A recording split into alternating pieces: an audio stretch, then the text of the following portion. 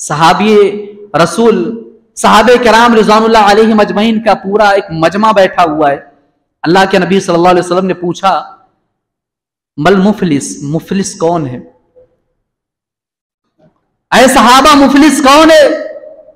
صحابہ کرام رضوان اللہ علیہم اجمعین نے جواب دیا اے اللہ کے نبی مفلس غریب آدمی وہ ہے جس کے پاس درہم نہیں، دینار نہیں، روپیہ اور پیسہ نہیں.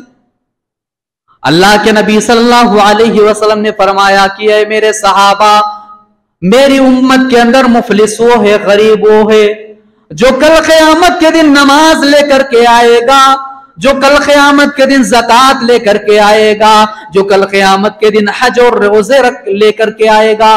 تمام کی تمام نیکیاں اس کے پاس ہوں گی، وہ لے کر کے آئے گا، لیکن اس نے کسی کو گالی دی ہوگی، کسی پر الزام لگایا ہوگا، تہمت لگایا ہوگا، کسی کو مارا ہوگا، کسی کا خون بہایا ہوگا، کسی کے زمین اور جائیداد پر ناحق قبضہ کیا ہوگا.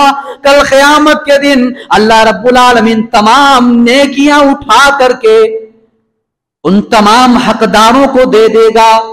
ہاں فلاں کو گالی دی تھی، یہ لے اس کی نماز رکھ لے. فلاں کو مارا ہوگا، لے اس کی زکوٰۃ رکھ لے. فلاں کا خون بہایا ہوگا، لے اس کا حج رکھ لے.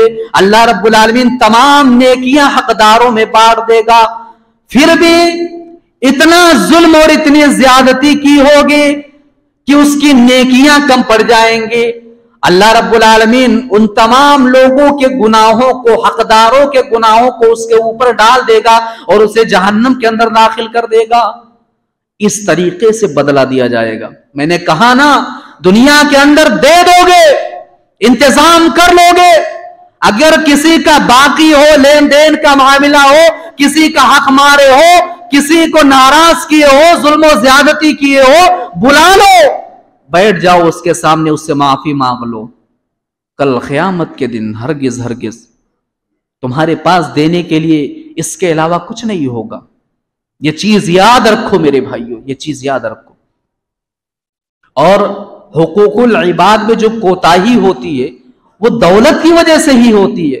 دولت یہ حقوق العباد میں کوتاہی کی سب سے بڑی وجہ اور سبب ہے. دولت کے معاملے میں آج انسان کتنا حریص اور لالچی ہو چکا ہے.